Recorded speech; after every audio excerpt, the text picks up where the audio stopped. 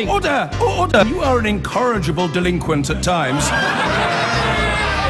Behave yourself, man!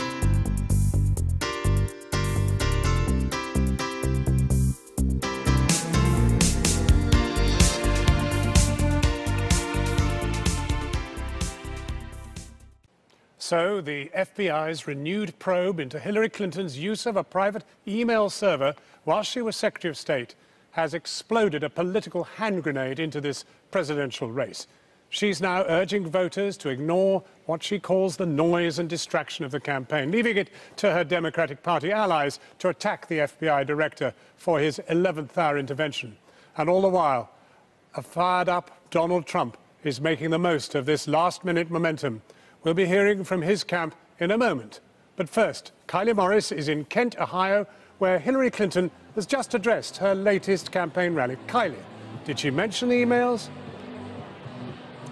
Well, yes, John, Hillary Clinton is no stranger to having her back against the wall, but I've got to say she is at her best when she is on the defensive, and she is on the defensive now. She walked out here only moments ago. The first thing out of the gate was addressing the issue of the emails. There is no getting around this. It exists, even though the Democrats are doing their best job at trying to diminish James Comey's judgment, the FBI director, and trying to make arguments about her having dealt with this before. She dealt with this 6 months ago. The FBI have never found anything to pursue her on. There's never been any criminal charges. That's the message that they want her to deliver. But at the same time, she needs to, in a way, push emails out of the way and come back to reminding voters about the issues that will make them go and cast a vote for her.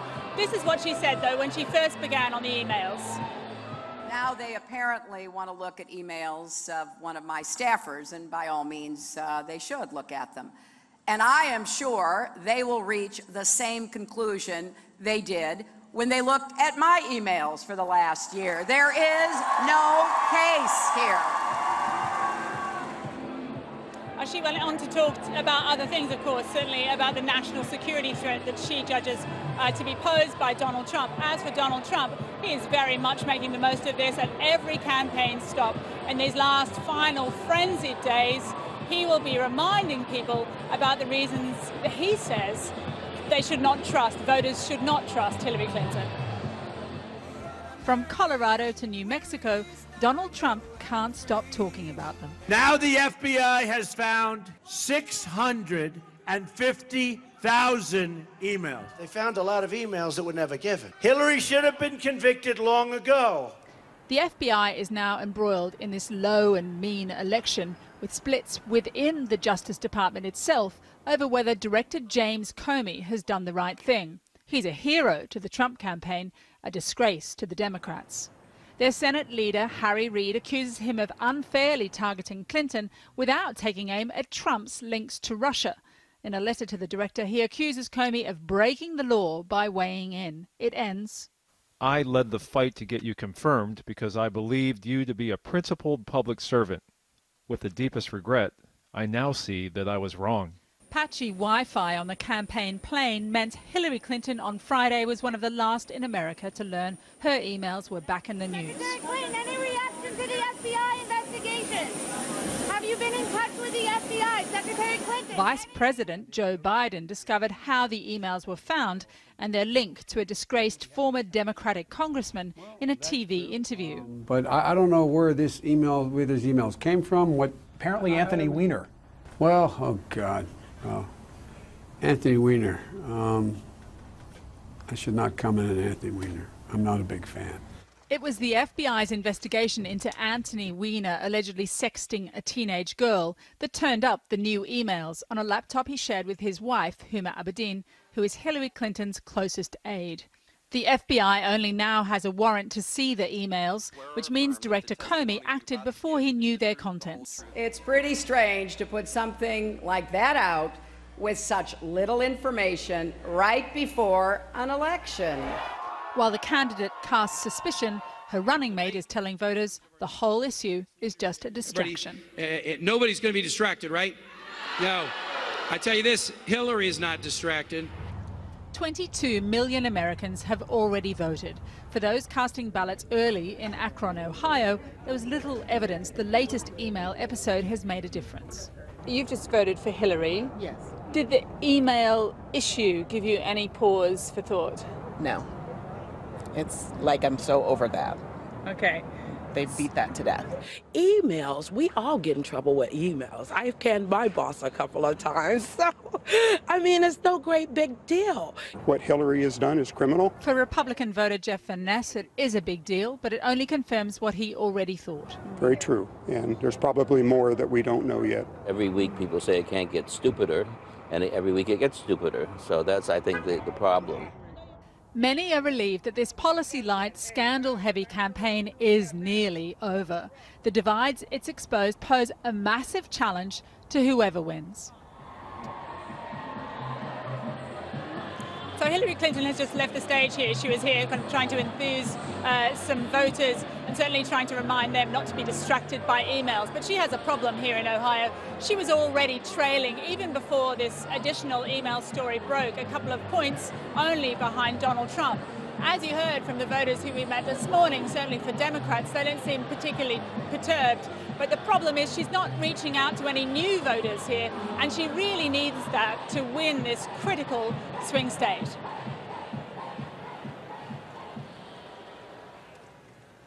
And welcome back to the Packard factory on the outskirts of Detroit, Michigan.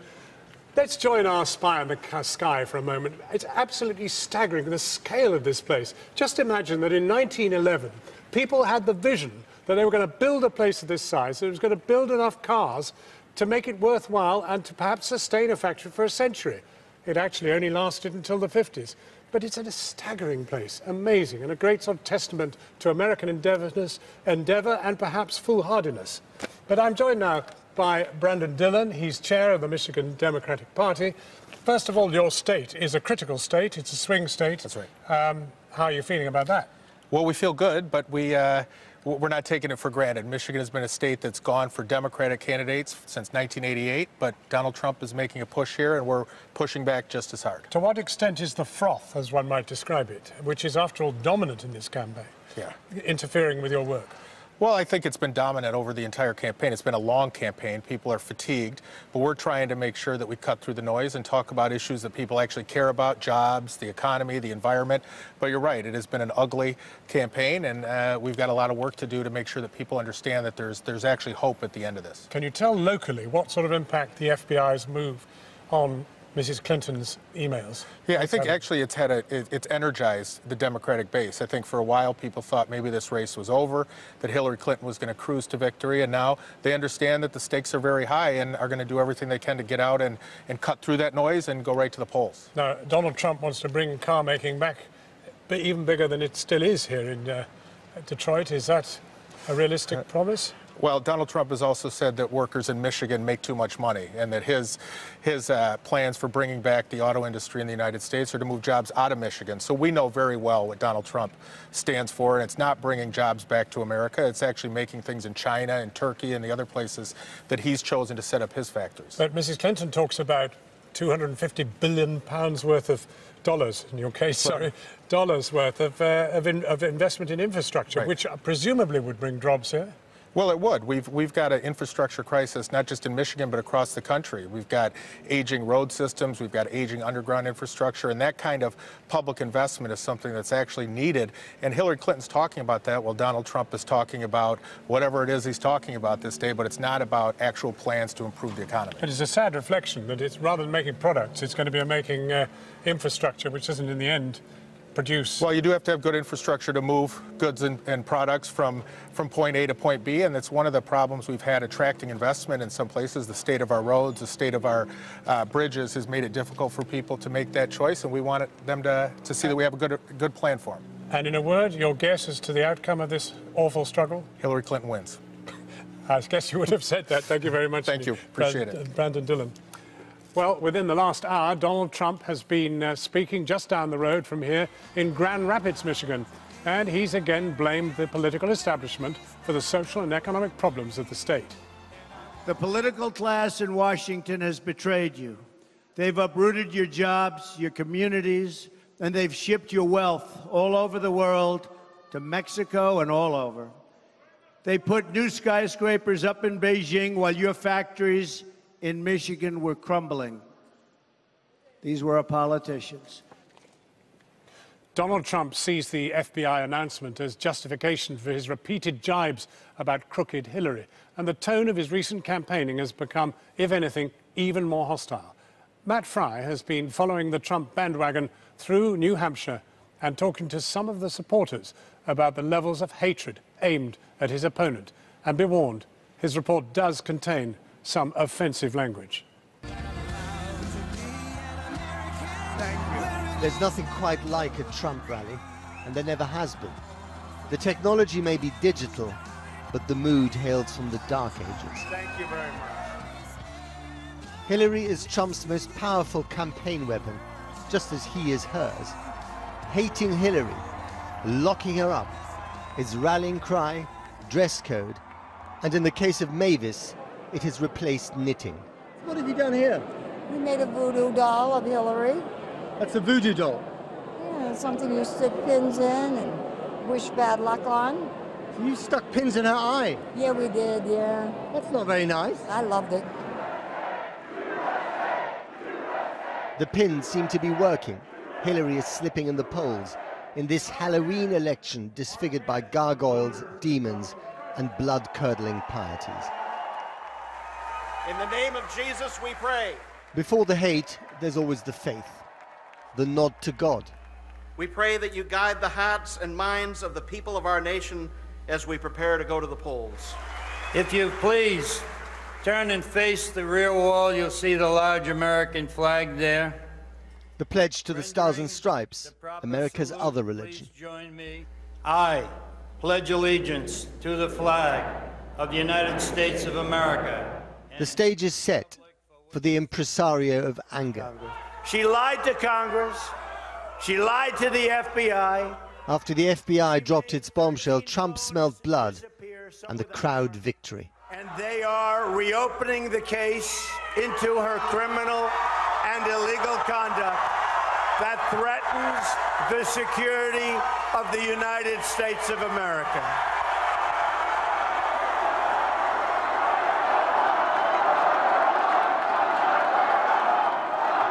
Lock her up. The chorus at every Trump rally, climax and warm-up. This one yesterday in Las Vegas. The peasants, the serfs, and the taxpayers with pitchforks, jackhammers, and blowtorches are headed for Washington, D.C. Can you hear us? Lock her up! Lock her up! Lock her up! Lock her up! And then there are other ugly voices, more at home at a Klan rally, aimed at Trump's other favorite enemy, the metropolitan media. The campaign has condemned this anti-Semitic bile, but bottling rage is their meat and potatoes, and at every rally in every state, Hillary is the focus. There were a lot of people here tonight shouting, lock her up, as in Hillary. Were you one of them? I want her to face a fair trial in court based on the charges that are being pursued against her, but also based on all the evidence without half of it being subdued by the FBI due to political considerations. What would you do if the polls are correct and Hillary Clinton wins on the 8th of November? I will be disgusted, pissed off at the world, thinking that we're going to go through 4 more years of scandals, investigations, and destruction of our military. It'll be a disgrace. Some people have talked about a revolution if he loses. That could happen. It could happen. I'm not ready to go there. I have grandchildren and stuff, but no, I'm not going to be violent. I won't be violent.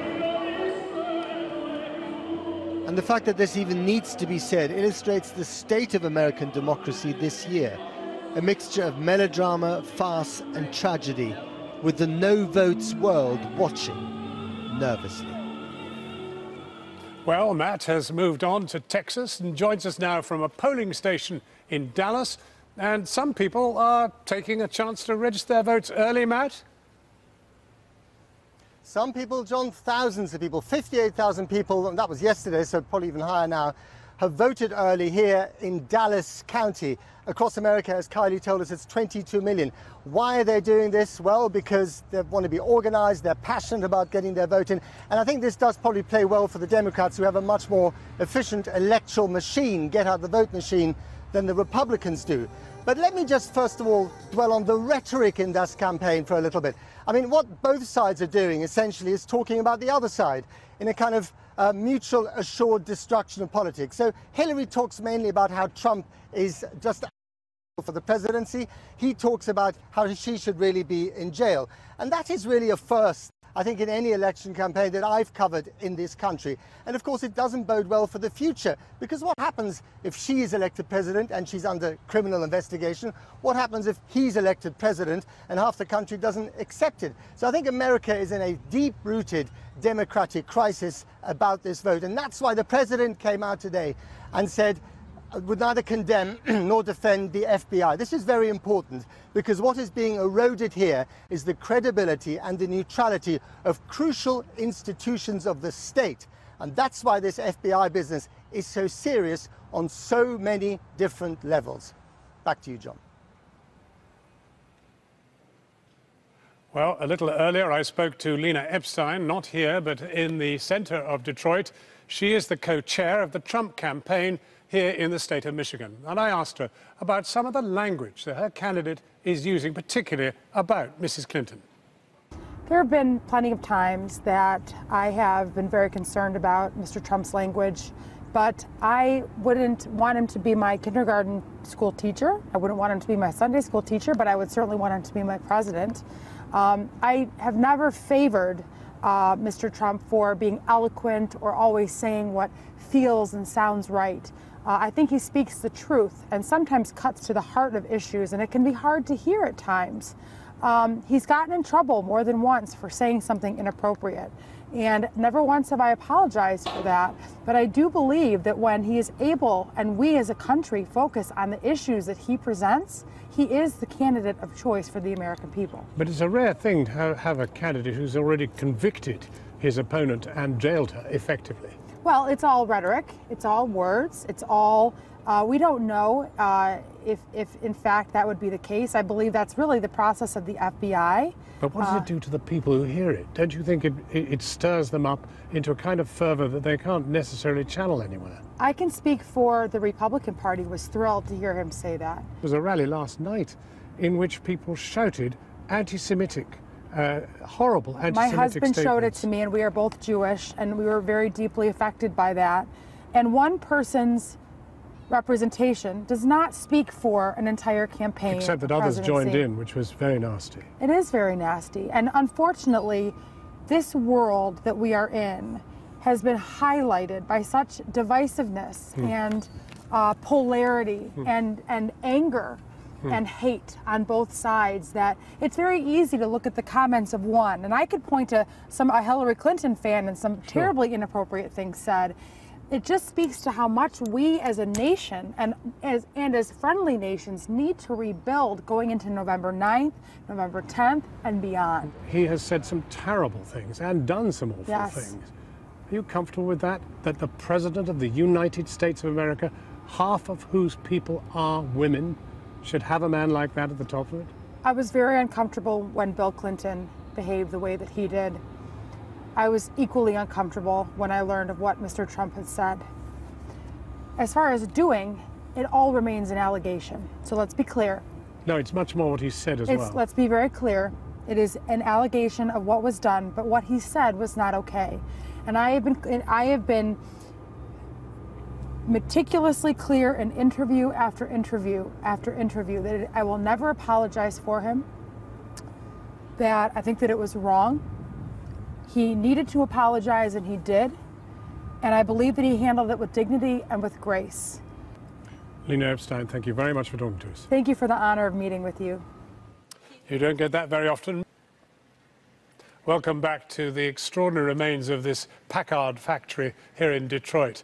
It's a scene of economic devastation. But hold a moment. This decay is not the whole story. This place died in the 50s as a car maker. It struggled on with small industries within and finally disintegrated altogether in the 90s. But look at the inspiring skyline of the city of Detroit itself. It's a unique story of invention, creation and bust. It's a place that cries out for forces that will support its determination for renewal, as I've been finding out. Detroit is a complex mashup of wealth, poverty and production. Production of cars and of music, principally Motown, not least Martha Reeves, a queen of Motown, singing in the Ford Mustang plant in the 1960s.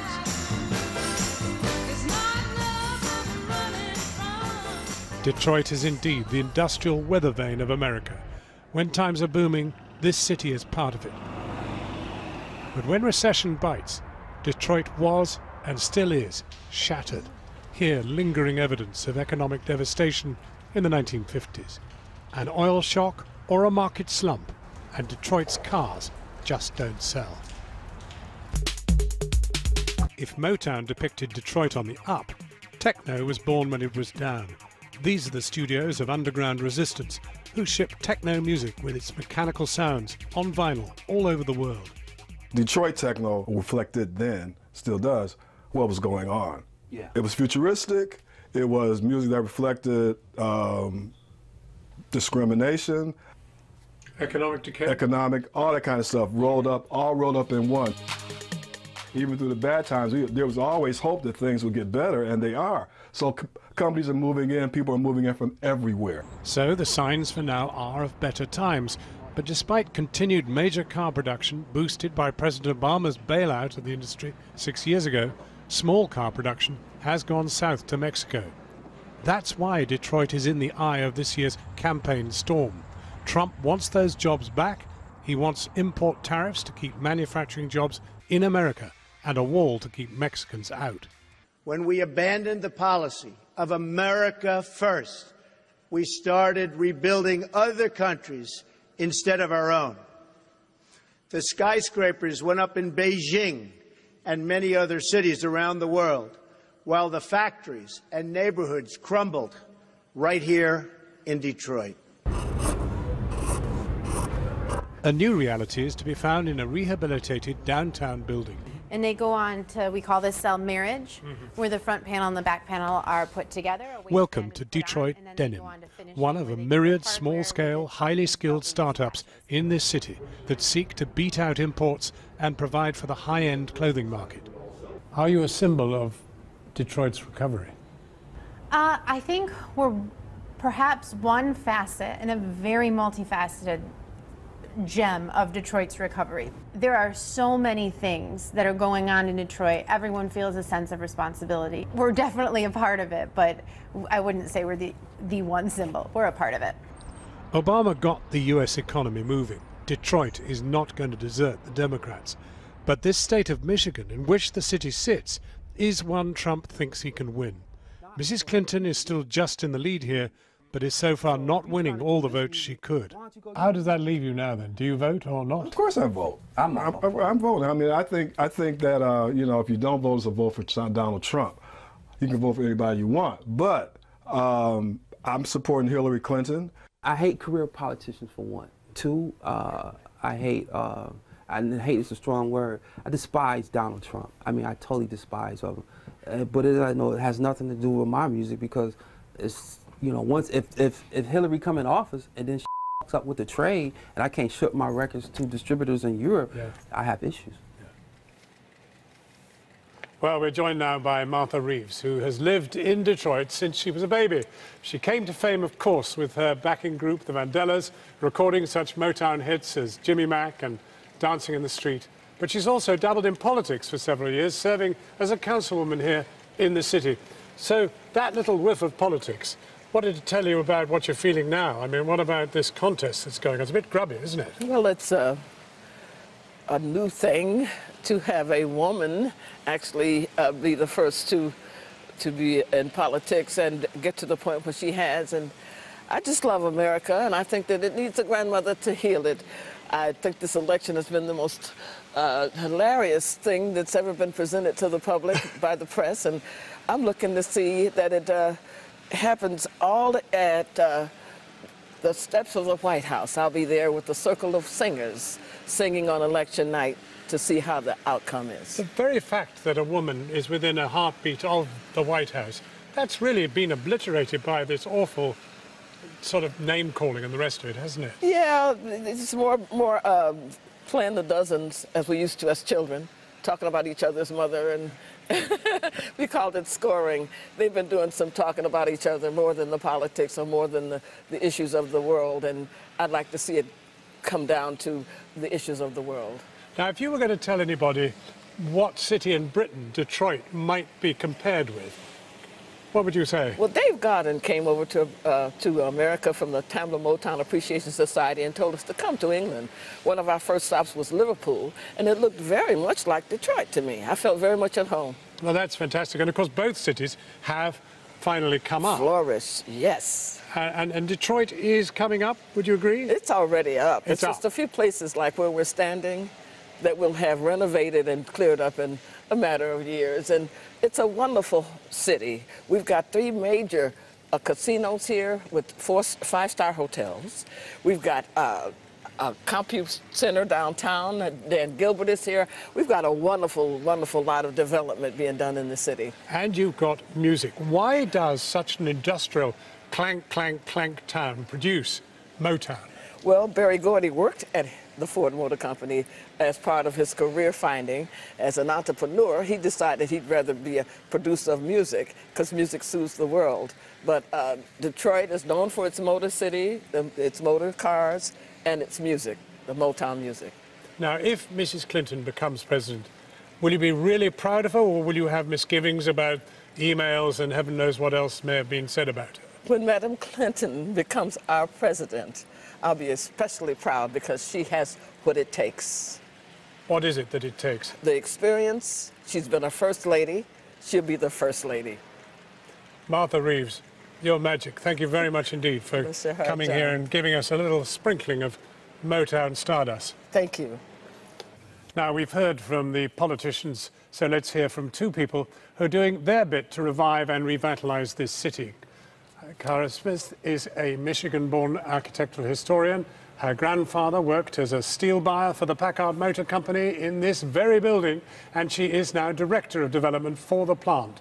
And Sebastian Jackson is the founder of the Social Club Grooming Company, a multicultural barbershop, bringing men and women together across racial lines. Well, let's start with you because, I mean, you actually have a familial link with this extraordinary place. Yes. I mean, doesn't it make you question what on earth they thought they were doing, building it in 1911?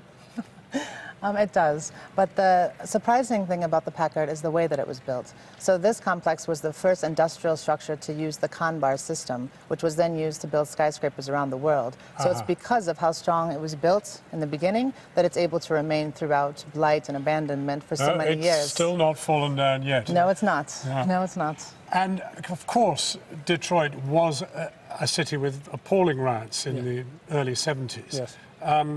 Would you say that race relations are sealed, or is still a struggle to come?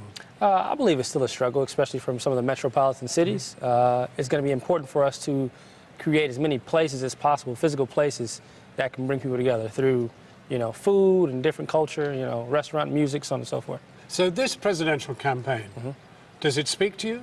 Absolutely. I think we see 2 different, you know, candidates, 2 very different candidates, one that wants to continue with these divides and one that wants to bring people together. I think it's very clear, you know, who's for what type of America. And to you? I absolutely agree. I think these 2 candidates will make a huge difference in the way that America pulls forward. I think Detroit, being the city with such a history of racial tensions, really needs a president that is going to go above and beyond and bring the people of America together again. And that's very important to me as a Detroiter, the race relations being less tense and more of a togetherness. So in a sense, in rejecting Trump, it shines a spotlight on Mrs. Clinton. Couldn't it be argued that she's of the old order, that, you know, she's been in power in one way or another for 40 years? Isn't it time for a change? Well, I think she's done amazing things. She has battled a lot of problems that are in America. I think as president, she'll be able to really make some decisive actions. I don't think she had the upper hand in every single decision that was made. And I definitely think between the two candidates, she's far more superior in what I define as my America than Donald Trump. What about the email business? I mean... Well, I mean, they'll try to pull out whatever they can. It doesn't really concern me as much as the rhetoric from Donald Trump. But it looks awful, doesn't it? It's unfortunate. Lack of transparency. It's unfortunate, definitely. And I think, you know, more than Trump being an issue, I think Trump's followers are a huge issue because these are followers that, you know, are actually acting out on what he's talking about. And I think, you know, they're held even less accountable than a presidential candidate, right? He's saying things that are, you know, ridiculous, but he still has some type of reserve because he has to, right?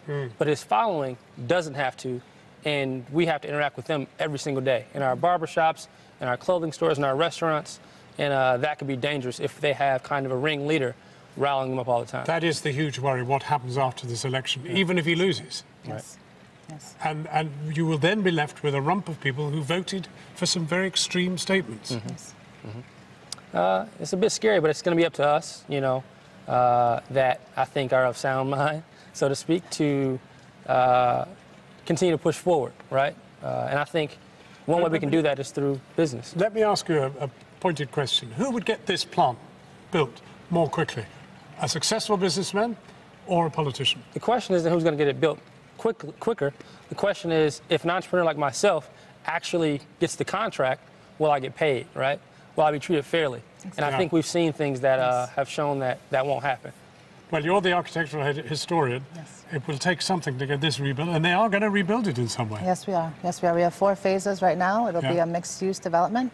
Our first phase will be the former administrative offices of Packard Motor Car Company. You mean I will come back here in, say, 3 years' time? Yes, and you'll see, yes, 1 or 2 buildings completely done and 2 that are being worked on. It's a 10 to 15-year project. It's the largest renovation project in North America and one of the largest in the world. It will take time, but we're going to do it right, and we're going to do it properly, and we're going to provide many, many jobs through this development for the Lower East Side and for Detroiters. Well, I think you both speak for the decency of America in the face of some difficulties, we could say. Thank you both very, very much for coming. Thank you.